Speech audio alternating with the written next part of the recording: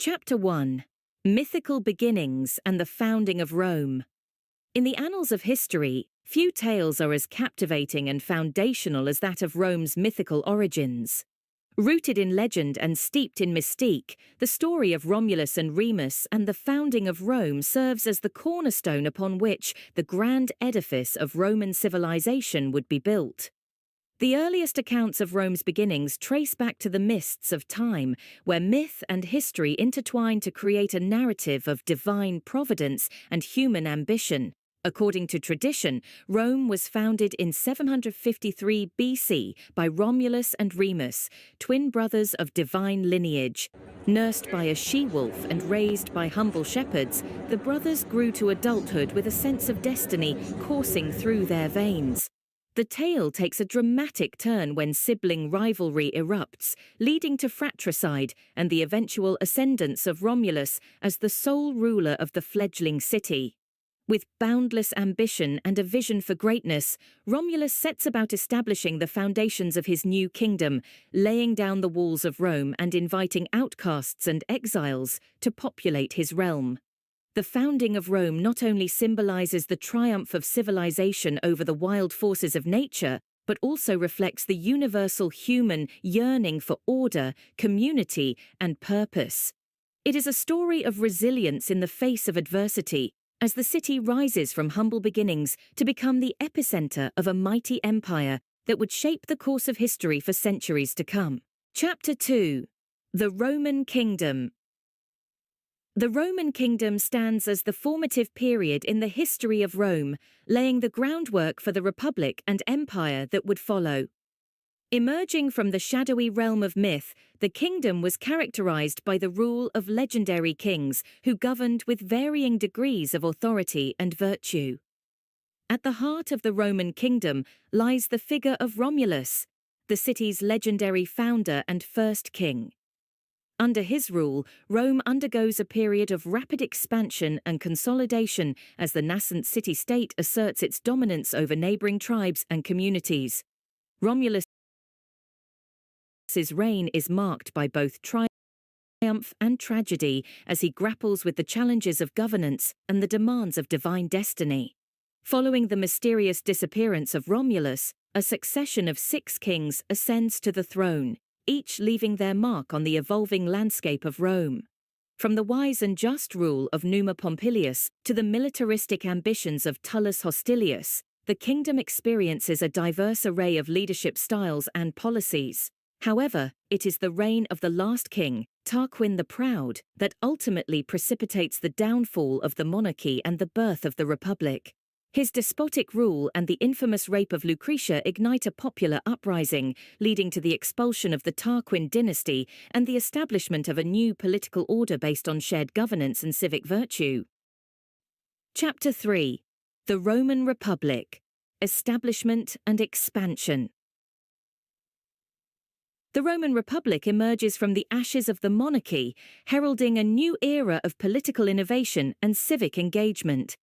Founded on the principles of balance of power, checks and balances, and civic duty, the Republic represents a radical departure from the autocratic rule of the kings. Central to the functioning of the Republic is the concept of res publica, or the public thing, which emphasizes the collective welfare and common good over individual interests. Power is vested in a complex system of magistrates, assemblies, and institutions, with each playing a distinct role in the governance of the state. At the heart of the Republic's political system lies the Senate, a deliberative body composed of elder statesmen and patrician elites. Serving as the guardians of tradition and the arbiters of policy, the Senate wields considerable influence over the affairs of state, often acting as a counterweight to the ambitions of individual magistrates. The Republic's expansionist ambitions lead to the conquest of neighboring territories and the establishment of a vast empire stretching from Spain to Syria. Through a combination of military prowess, diplomatic maneuvering, and cultural assimilation, Rome extends its influence far beyond the confines of the Italian peninsula, shaping the geopolitical landscape of the Mediterranean world. Yet the Republic's success is not without its challenges, as internal strife, social unrest, and political infighting threaten to unravel the delicate fabric of Roman society. The struggle for power between rival factions, such as the patricians and the plebeians, exposes the fault lines within the Republic and sets the stage for the tumultuous events. Chapter 4. The Punic Wars. Rome versus Carthage. The Punic Wars stand as a defining chapter in the annals of Roman history, pitting the mighty Republic against its formidable rival Carthage. Spanning over a century and marked by epic battles, strategic maneuvering, and diplomatic intrigue, these conflicts would fundamentally reshape the balance of power in the Mediterranean world. The First Punic War erupts in 264 BC over control of the island of Sicily, setting the stage for a protracted struggle for supremacy between Rome and Carthage. Fought primarily at sea, the war sees both sides vying for naval dominance, culminating in Rome's victory and the annexation of Sicily, Sardinia, and Corsica. The Second Punic War, perhaps the most famous of the three, unfolds in dramatic fashion with the legendary exploits of the Carthaginian general Hannibal. Crossing the Alps with his army and a contingent of war elephants, Hannibal inflicts a series of stunning defeats on the Roman legions, including the infamous Battle of Cannae. However, despite his tactical brilliance, Hannibal ultimately fails to capitalize on his victories, and Rome emerges triumphant after a grueling campaign that spans 2 decades. The Third Punic War, though shorter in duration, is no less significant in its consequences. Fueled by Roman fears of Carthaginian resurgence, the war culminates in the complete destruction of Carthage and the annexation of its territories by Rome. The once great city is razed to the ground, its population enslaved or dispersed, and its memory consigned to the annals of history. The Punic Wars not only solidify Rome's dominance in the Mediterranean, but also sow the seeds of its future expansion and imperial ambitions. The spoils of war, including vast territories, wealth, and resources, fuel Rome's ascent to superpower status, while the lessons learned on the battlefield shape the martial ethos and strategic thinking of future generations. Chapter 5: The Conquest of Greece and the Hellenistic East.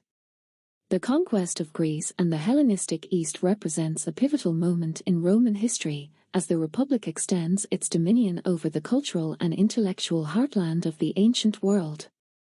Fueled by a potent blend of ambition, opportunism, and strategic calculation, Rome's expansion into the Greek-speaking territories ushers in a new chapter in the annals of empire. The seeds of Rome's conquest of Greece are sown in the aftermath of the Macedonian Wars, which culminate in the defeat of King Perseus at the Battle of Pydna in 168 BC. With Macedon subdued and the Greek city-states brought to heel, Rome emerges as the undisputed master of the Greek world, imposing its authority through a combination of military force and political manipulation. The conquest of Greece opens the door to further expansion into the rich and diverse territories of the Hellenistic East, where the legacy of Alexander the Great looms large. From the shores of Asia Minor to the banks of the Nile, Rome extends its reach into the heartland of the ancient Near East, absorbing kingdoms and principalities into its ever-expanding empire. Yet, Rome's conquest of the East is not merely a story of military triumph, but also one of cultural exchange and transformation. Greek art, literature, and philosophy exert a profound influence on Roman society, shaping the intellectual and aesthetic sensibilities of the ruling elite and the broader populace alike. The conquest of Greece opens the door to further expansion into the rich and diverse territories of the Hellenistic East, where the legacy of Alexander the Great looms large. From the shores of Asia Minor to the banks of the Nile, Rome extends its reach into the heartland of the ancient Near East, absorbing kingdoms and principalities into its ever-expanding empire. Yet, Rome's conquest of the East is not merely a story of military triumph, but also one of cultural exchange and transformation. Greek art, literature, and philosophy exert a profound influence on Roman society, shaping the intellectual and aesthetic sensibilities of the ruling elite and the broader populace alike. Chapter 6: The Gracchi Reforms and Social Unrest. The Gracchi Reforms and the period of social unrest that follows represent a watershed moment in the history of the Roman Republic, as the Fissures of class conflict and economic inequality threatened to tear the fabric of society apart. Against a backdrop of rapid expansion, territorial acquisition, and the consolidation of wealth and power in the hands of a privileged few, a series of reformers emerged to challenge the status quo and advocate for the rights of the disenfranchised. At the forefront of this movement are the brothers Tiberius and Gaius Gracchus, scions of a noble family with a long tradition of public service. Inspired by a sense of duty and a commitment to social justice, the Gracchi seek to address the root causes of Rome's social and economic malaise through a series of radical reforms aimed at redistributing land, alleviating debt, and empowering the plebeian masses. Tiberius Gracchus's agrarian reforms, which call for the redistribution of public land to landless peasants, meet fierce opposition from the senatorial elite, who view them as a threat to their vested interests and privileges. Despite his efforts to enact meaningful change through legal means, Tiberius's reforms ultimately end in tragedy, as he is brutally murdered by a mob of senatorial loyalists during a riot in the Forum. Undeterred by his brother's fate, Gaius Gracchus continues the struggle for reform, championing a broad agenda of social and political change aimed at curbing the power of the oligarchy and expanding the rights of the plebeian masses.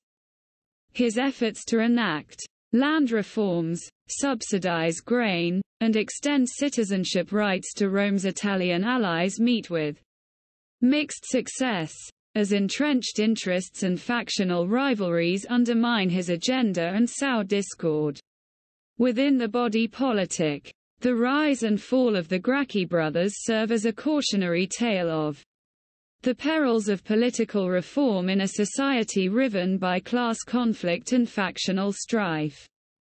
Their tragic fate underscores the enduring tensions between tradition and progress, privilege and equality, that have shaped the course of Roman history for centuries to come. Chapter 5: The Conquest of Greece and the Hellenistic East.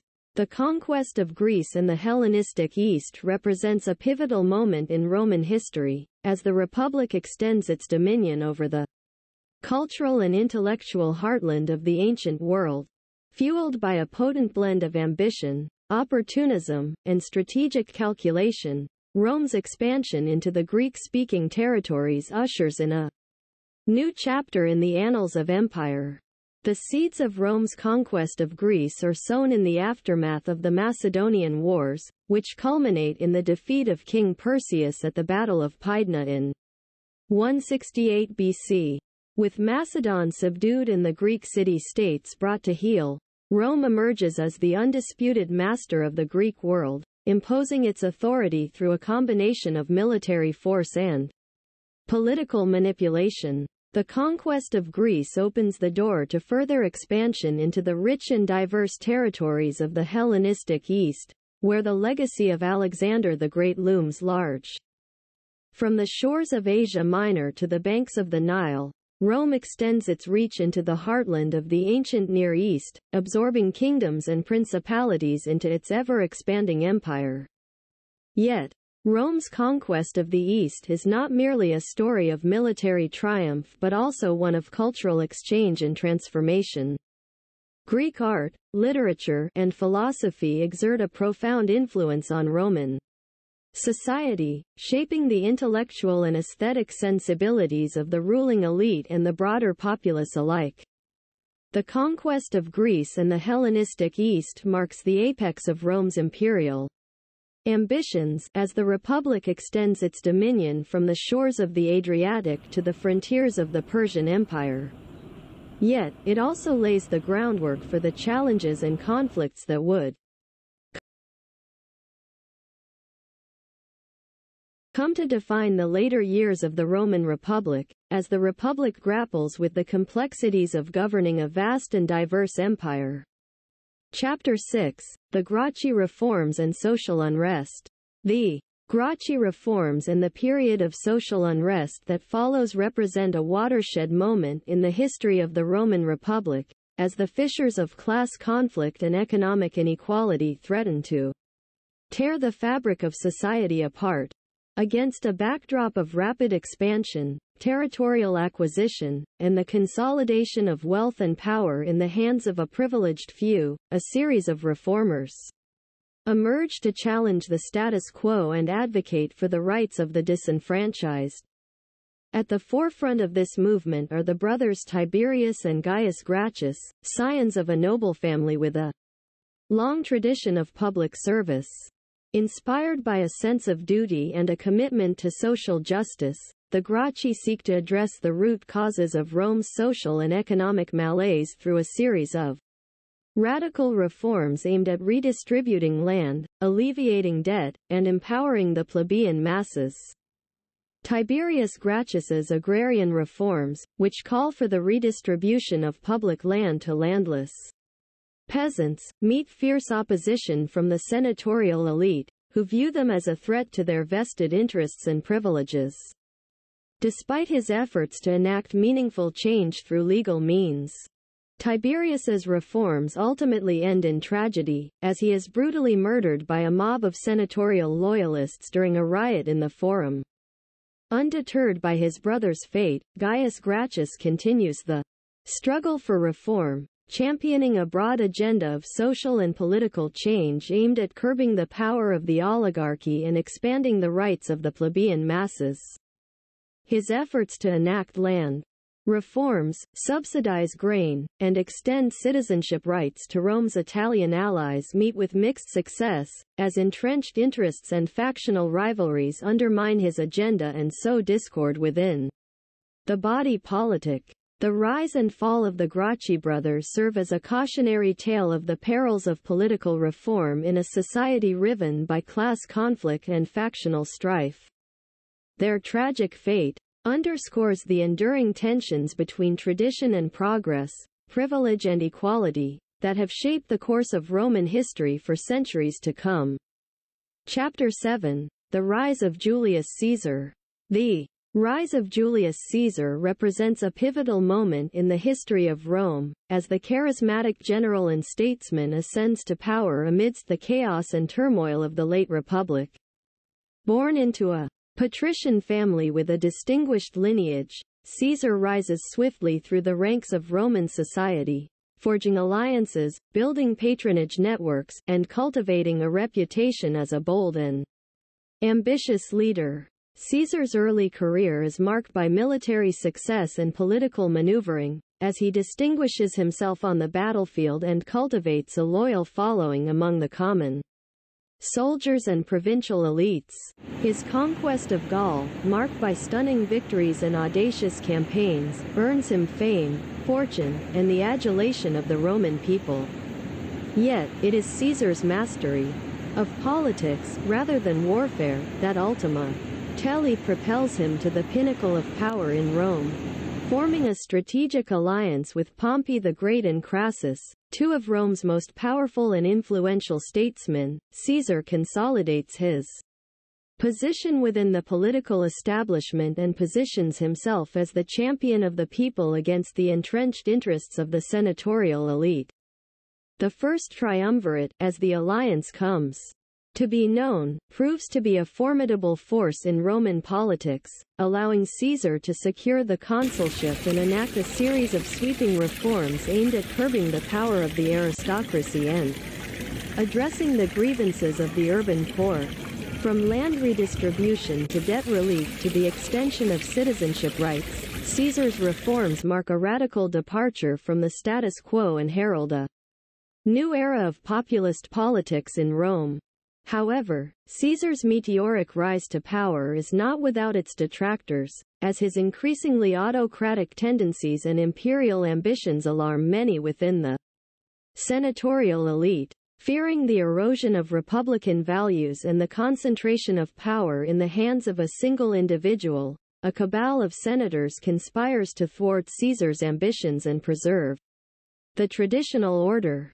Chapter 8: The Ides of March and the Fall of the Republic.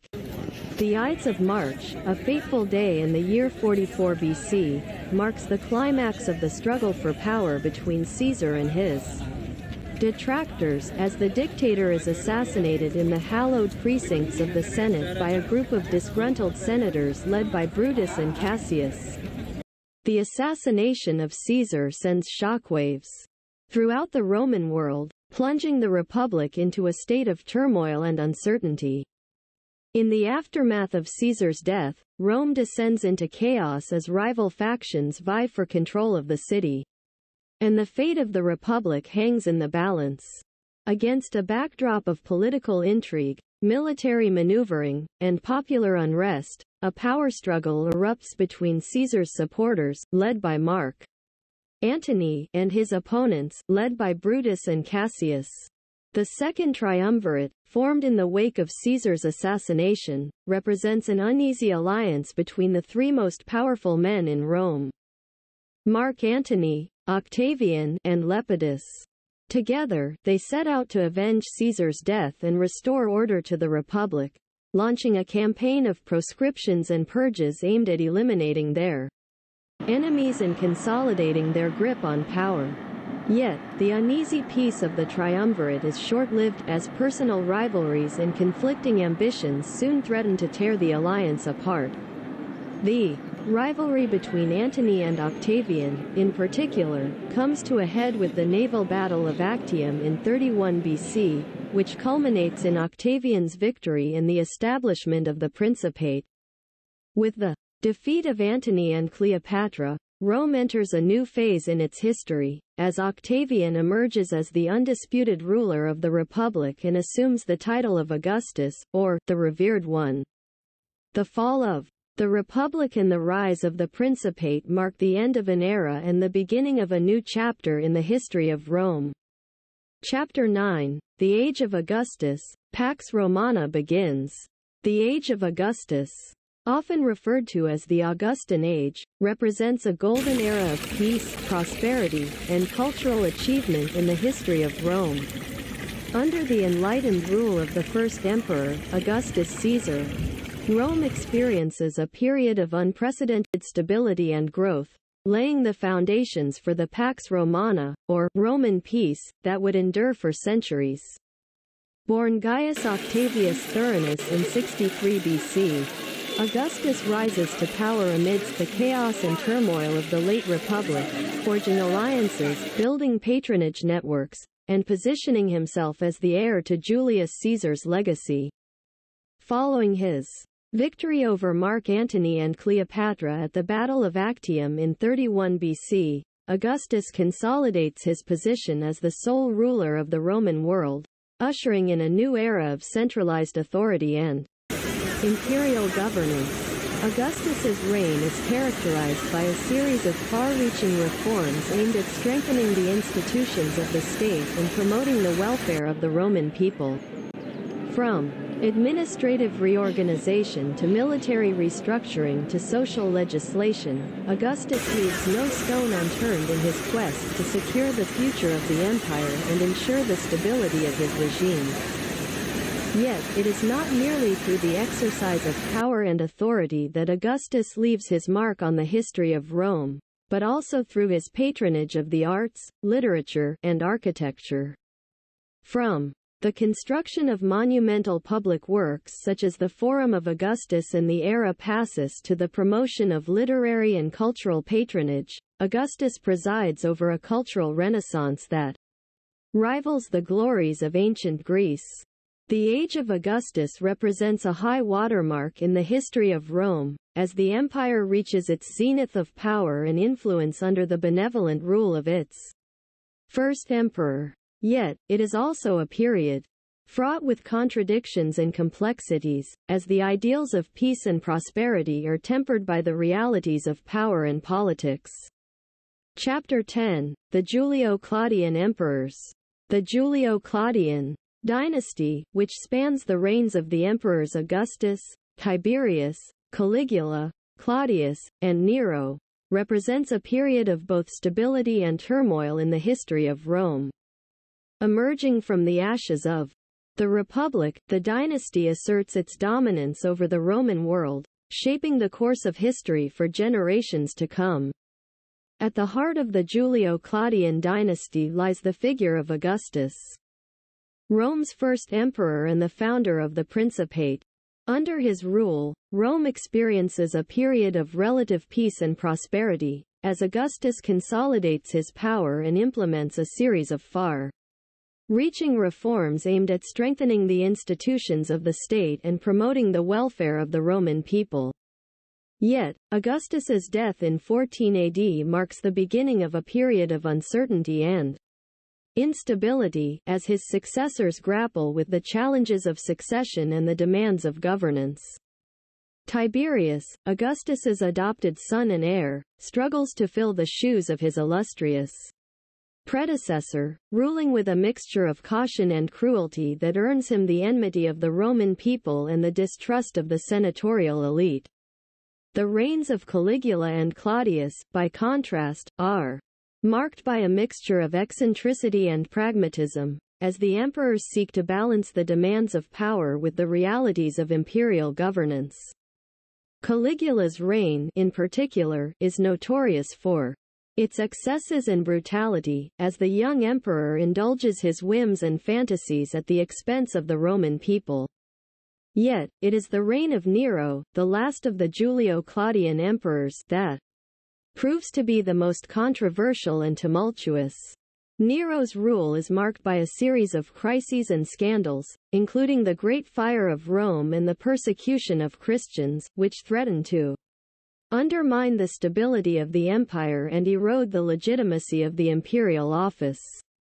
Despite its flaws and failures, the Julio-Claudian dynasty leaves an indelible mark on the history of Rome, shaping the course of events and leaving a legacy that continues to resonate to this day. From the heights of Augustan Rome to the depths of Nero's tyranny, the dynasty represents a microcosm of the triumphs and tragedies of the Roman Empire. Chapter 11. The Year of the Four Emperors. The Year of the Four Emperors, which spans the tumultuous period from 69 to 70 AD, represents a watershed moment in the history of Rome, as the empire descends into chaos and civil war in the wake of Nero's death. With no clear successor to the throne and rival factions vying for control of the imperial office, Rome is plunged into a state of uncertainty and instability, as a series of would-be emperors rise and fall in rapid succession. The chaos begins with the suicide of Nero in 68 AD, which leaves a power vacuum at the heart of the empire and sets the stage for a struggle for succession among the leading generals and statesmen of the day. In the ensuing power struggle, a series of would-be emperors emerge, each claiming the right to rule and rallying support from various factions within the Roman world. The first contender to seize power is Galba, the governor of Hispania, who is proclaimed emperor by his legions and marches on Rome with the intention of restoring order to the empire. However, Galba's reign is short-lived, as his heavy-handed rule and unpopular policies alienate both the populace and the Praetorian Guard, leading to his assassination after just 7 months in power.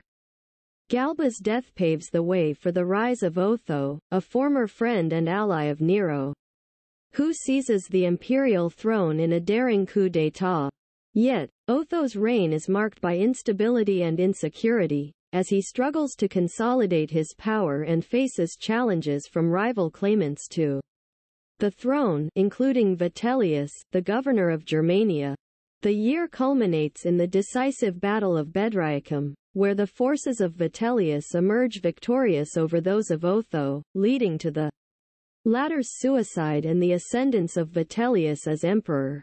Yet, Vitellius's reign is short-lived, as he soon finds himself embroiled in a power struggle with the forces of Vespasian, the governor of Judea, who marches on Rome with the intention of claiming the imperial throne for himself. The year ends with the defeat and execution of Vitellius and the accession of Vespasian as emperor, bringing an end to the chaos and turmoil that had engulfed the empire for the better part of a year. Yet, the events of the Year of the Four Emperors serve as a stark reminder of the fragility of power and the dangers of political instability in the Roman world. Chapter 12. The Five Good Emperors. The period of the Five Good Emperors, which spans the reigns of Nerva, Trajan, Hadrian, Antoninus Pius, and Marcus Aurelius, represents a golden age of stability, prosperity, and peace in the history of Rome. Emerging from the turmoil of the Year of the Four Emperors, the five emperors usher in a period of relative calm and prosperity that would endure for over a century. At the heart of the five good emperors lies the figure of Nerva, who ascends to the throne in 96 AD amidst a climate of uncertainty and instability. A wise and prudent ruler, Nerva seeks to restore stability to the empire and win the loyalty of the Roman people by enacting a series of reforms aimed at addressing the grievances of the populace and curbing the excesses of the imperial bureaucracy. Yet, it is Nerva's successor, Trajan, who truly embodies the spirit of the five good emperors, presiding over a period of unprecedented expansion and prosperity.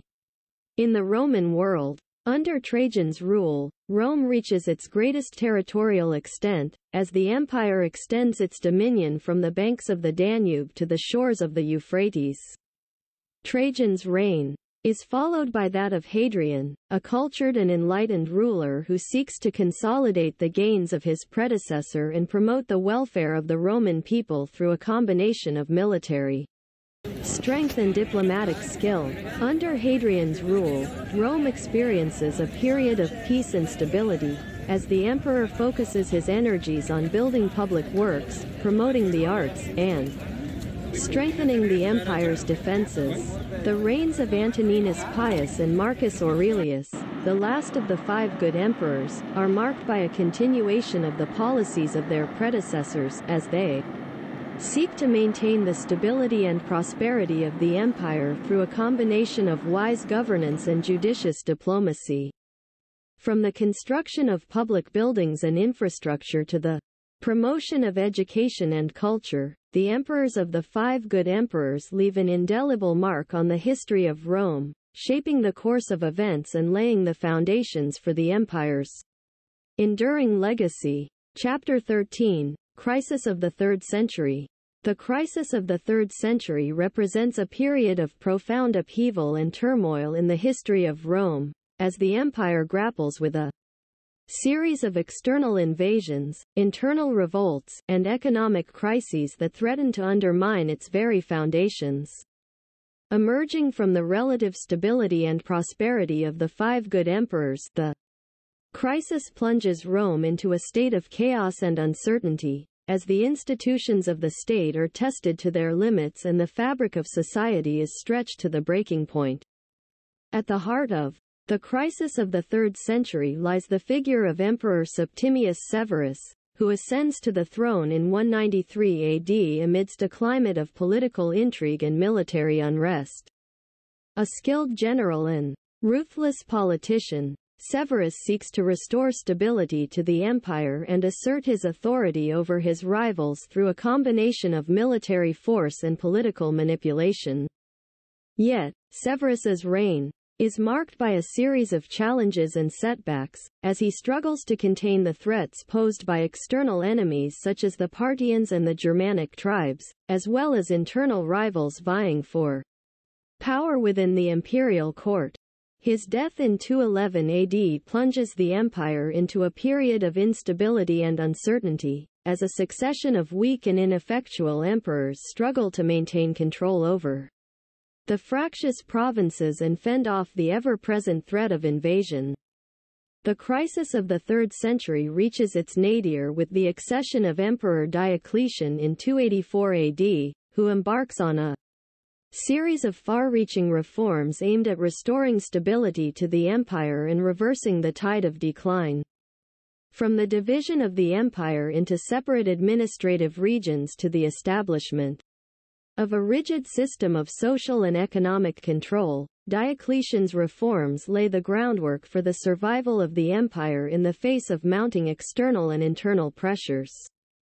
Yet, it is not merely Through the exercise of power and authority that Diocletian seeks to restore the fortunes of the empire, but also through a concerted effort to revive the traditional values and institutions of Roman society. From the promotion of civic virtue and public morality to the celebration of Romanitas, or Romanness, Diocletian seeks to forge a new sense of unity and purpose among the diverse peoples of the empire, laying the foundations for its survival and eventual resurgence in the centuries to come. Chapter 14. Constantine the Great and the Christianization of Rome. Constantine the Great, also known as Constantine I, stands as one of the most significant figures in the history of Rome, as the first emperor to embrace Christianity and promote its spread throughout the empire. Born in 272 AD in Naissus, in what is now modern-day Serbia, Constantine rises to power amidst the chaos and turmoil of the crisis of the 3rd century, forging alliances, building patronage networks, and positioning himself as the heir to the imperial throne. Centra to Constantine's reign is his conversion to Christianity, which takes place against the backdrop of a series of military victories and divine visions that convince him of the truth of the Christian faith. In 312 AD, Constantine famously receives a vision of a cross in the sky before the Battle of the Milvian Bridge, leading him to adopt the symbol of the Chi Rho and emerge victorious over his rival Maxentius. Following his victory at the Milvian Bridge, Constantine issues the Edict of Milan in 313 AD, which grants religious freedom to Christians and marks the beginning of the empire's official toleration of the Christian faith. Over the course of his reign, Constantine goes on to promote Christianity through a series of edicts, patronage projects, and ecclesiastical councils, culminating in the convening of the First Council of Nicaea in 325 AD, which seeks to establish a unified doctrine and hierarchy for the Christian Church. Yet, Constantine's embrace of Christianity is not merely a matter of religious conviction, but also a shrewd political maneuver aimed at securing the loyalty of his subjects and promoting social cohesion within the empire. By aligning himself with the growing power and influence of the Christian Church, Constantine seeks to forge a new sense of unity and purpose among the diverse peoples of the empire, laying the foundations for the emergence of Byzantine civilization in the centuries to come. Chapter 15. The Decline of the Western Empire.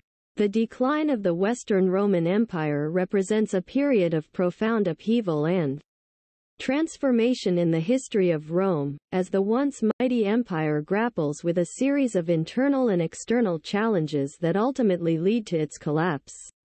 Emerging from the ashes of the crisis of the 3rd century, the empire enters a period of decline and decay characterized by political instability, economic stagnation, and military weakness. At the heart of the empire's decline lies a series of interconnected factors, including the breakdown of central authority, the disintegration of the Roman economy, and the erosion of traditional values and institutions. From the usurpation of imperial power by rival factions to the collapse of long-distance trade networks to the decline of urban centers, the Western Empire faces a perfect storm of crises that undermines its ability to maintain control over its vast territories and defend its frontiers from external threats. One of the most significant factors contributing to the decline of the Western Empire is the increasingly precarious state of its military defenses, as barbarian invasions and internal revolts threaten to overwhelm the empire's overstretched legions. From the raids of Germanic tribes along the Rhine and Danube frontiers to the incursions of Huns and Goths into the heartland of the empire, Rome finds itself besieged on all sides by enemies seeking to exploit its weaknesses and carve out their own domains. The decline of the Western Empire reaches its nadir with the sack of Rome by the Visigoths in 410 AD, which shocks the civilized world and marks the first time in over 8 centuries that the city has fallen to a foreign invader. Yet, Despite the valiant efforts of emperors such as Stilicho and Majorian to restore the fortunes of the empire, the Western Empire continues to decline in the face of mounting internal strife and external pressures. The decline of the Western Empire culminates in the abdication of the last Roman emperor, Romulus Augustulus, in 476 AD, marking the end of over 5 centuries of Roman rule in the West. Yet, even as the Western Empire falls, the legacy of Rome lives on in the institutions, languages, and cultures of the successor states that emerge in its wake, shaping the course of European history for centuries to come. Chapter 16: The Byzantine Empire, Rise of the Eastern Empire. The Byzantine Empire, also known as the Eastern Roman Empire, represents a continuation of the Roman tradition in the Eastern Mediterranean, as the successor state to the Western Empire that falls in 476 AD. Emerging from the ashes of the decline of the Western Empire, the Byzantine Empire inherits the legacy of Rome and carries it forward into a new era of cultural, political, and religious achievement. At the heart of the Byzantine Empire lies the city of Constantinople, founded by the Emperor Constantine the Great in 330 AD as the new capital of the Roman Empire. Strategically located at the crossroads of Europe and Asia, Constantinople serves as the center of political power, economic wealth, and cultural prestige in the Eastern Mediterranean, attracting merchants, scholars, and artisans from across the known world.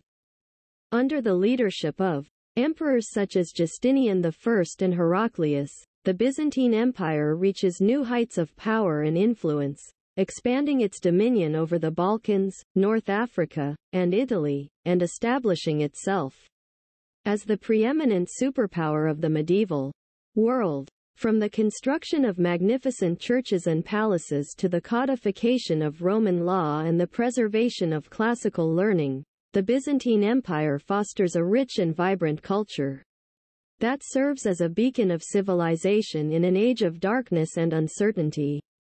Yet, the Byzantine Empire is not merely a continuation of the Roman tradition, but also a distinct and unique civilization in its own right, shaped by a blend of Roman, Greek, and Christian influences. From the development of the Byzantine state and the Orthodox Christian Church to the emergence of Greek as the lingua franca of the empire, Byzantium forges a new identity that is both rooted in the past and oriented towards the future. The rise of the Byzantine Empire represents a triumph of continuity and resilience in the face of adversity, as the heirs of Rome rise from the ashes of the Western Empire to forge a new destiny for themselves and their descendants. From the glory of the Justinianic reconquests to the splendor of the Macedonian Renaissance, Byzantium stands as a testament to the enduring legacy of Rome and the enduring power of human civilization. Chapter 17: The Rise of Islam and the Arab Conquests. The rise of Islam and the Arab conquests represent a transformative moment in the history of the Byzantine Empire, as the newly emergent Islamic civilization challenges the hegemony of Byzantium in the Eastern Mediterranean and reshapes the geopolitical landscape of the region. Emerging from the Arabian Peninsula in the early 7th century AD, Islam spreads rapidly throughout the Near East, North Africa, and beyond, conquering vast territories and establishing itself as a major world religion and civilization. Central to the rise of Islam is the figure of the Prophet Muhammad, who receives divine revelations in the early 7th century and begins preaching a message of monotheism, social justice, and moral purity to the pagan tribes of Arabia. Through a combination of persuasion, coercion, and military conquest, Muhammad and his followers spread the message of Islam throughout the Arabian Peninsula, establishing a new political and religious order based on the principles of Islamic law and governance.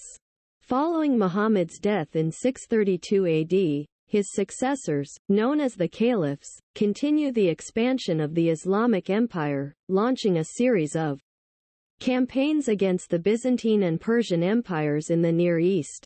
Led by military commanders such as Khalid ibn al-Walid and Amr ibn al-As, the Arab armies achieve a string of stunning victories against the Byzantine forces, capturing key cities such as Damascus, Jerusalem, and Alexandria, and laying the foundations for the establishment of Islamic rule in the region.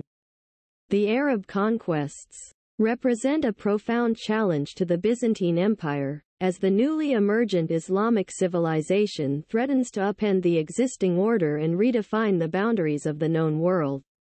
From the loss of territory and population to the disruption of trade and commerce, Byzantium faces a myriad of challenges as it seeks to adapt to the new realities of the Islamic world.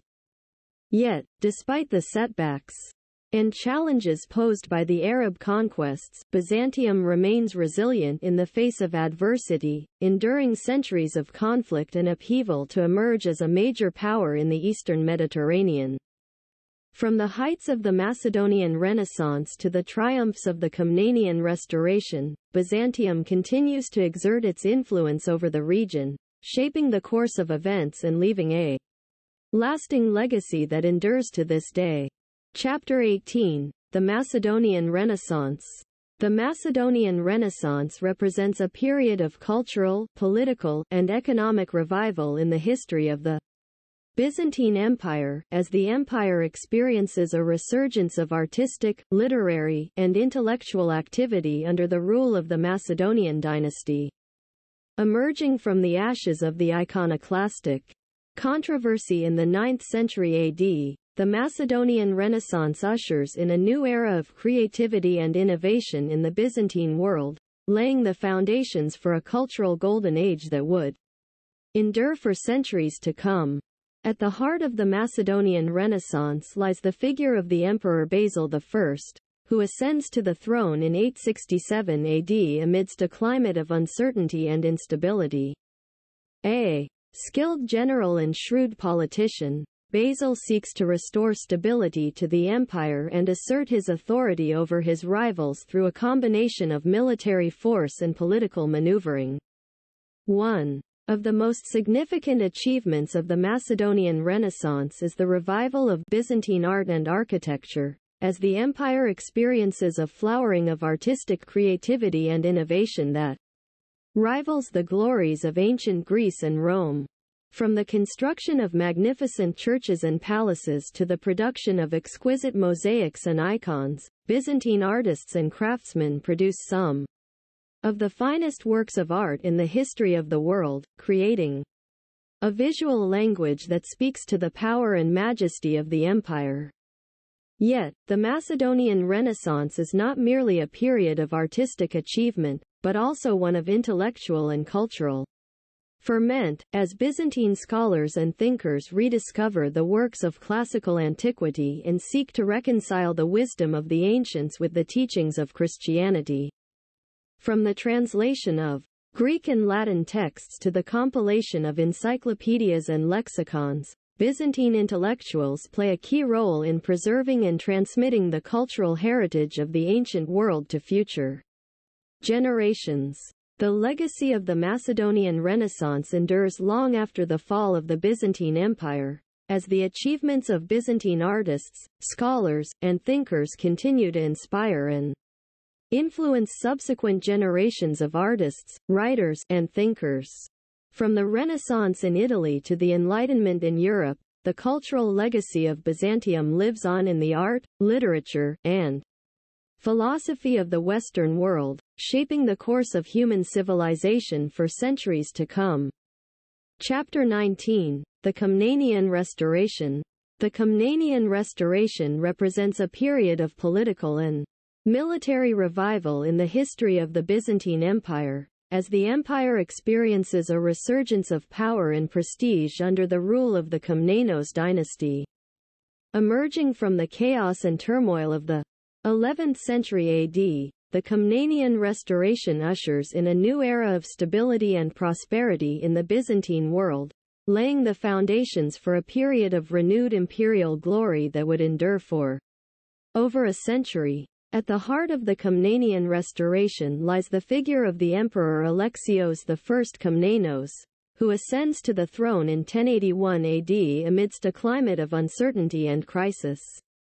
Faced with the threat of invasion by the Normans in the west and the Seljuk Turks in the east, Alexios seeks to restore stability to the empire and assert his authority over his rivals through a combination of military skill and diplomatic cunning. One of the most significant achievements of the Komnenian restoration is the revitalization of the Byzantine military, as the empire reorganizes its armed forces and adopts new tactics and strategies to meet the challenges of the age. Under the leadership of generals such as John II Komnenos and Manuel I Komnenos, Byzantine armies achieve a string of stunning victories against their enemies, reclaiming lost territories and expanding the empire's borders to their greatest extent since the reign of Justinian I. Yet, the Komnenian restoration is not merely a period of military revival, but also one of cultural and intellectual ferment, as the empire experiences a flowering of artistic, literary, and philosophical activity that rivals the glories of the Macedonian Renaissance. From the construction of magnificent churches and palaces to the production of exquisite illuminated manuscripts and theological treatises, Byzantine artists, scholars, and thinkers contribute to a rich and vibrant cultural heritage that continues to inspire and influence subsequent generations of artists, writers, and thinkers. The legacy of the Komnenian restoration endures long after the fall of the Byzantine Empire, as the achievements of the Komnenos dynasty continue to shape the course of human civilization. From the conquests of the Crusaders to the rise of the Italian city-states, the impact of Byzantium on the history of the world is felt far and wide, as the empire's cultural, political, and military legacy lives on in the annals of human achievement. Chapter 20. The Fall of Constantinople and the End of Byzantium. The fall of Constantinople in 1453 AD represents a moment of profound significance in the history of the Byzantine Empire. As the once mighty empire is brought to its knees by the Ottoman Turks after over a millennium of existence. Emerging from the ashes of the Roman Empire in the east, Byzantium had endured centuries of conflict and upheaval to become one of the most powerful and influential civilizations in the world, shaping the course of human history through its art, literature, philosophy, and religion.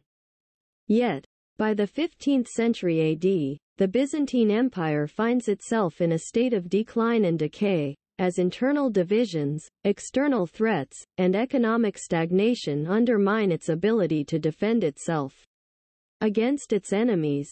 Faced with the growing power and ambition of the Ottoman Turks, the empire struggles to maintain its territorial integrity and preserve its independence in the face of overwhelming odds. The fall of Constantinople is the culmination of a long and protracted siege that lasts for over 50 days, as the Ottoman army, led by Sultan Mehmed II, lays siege to the city and bombards its walls with cannon fire.